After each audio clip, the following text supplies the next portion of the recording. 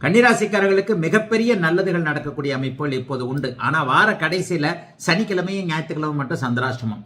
வெள்ளிக்கிழமை அதாவது 20/6/2025 ஜூன் மாசம் 20ஆம் தேதி வெள்ளிக்கிழமை நைட்டு 9:45 தான் சந்திராஷ்டமம் ஆரம்பிக்குது.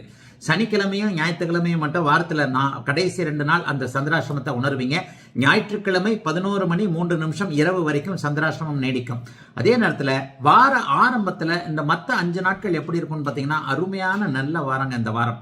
10ஆம் இடத்துல சூரியனும் புதனும் குருவும் சேர்ந்து இருக்கிறார்கள். இது ஒரு நல்ல அமைப்பு, தொழிலுக்கான நல்ல அமைப்பு. ஆக வாரத்தின் முதல் 5 நாட்கள் சனி ஞாயிறு தான் ஓய்வு நாள், வார இறுதி நாள். அதை பற்றி கவலைப்பட வேண்டாம், அதை பற்றி விட்டுருவங்க.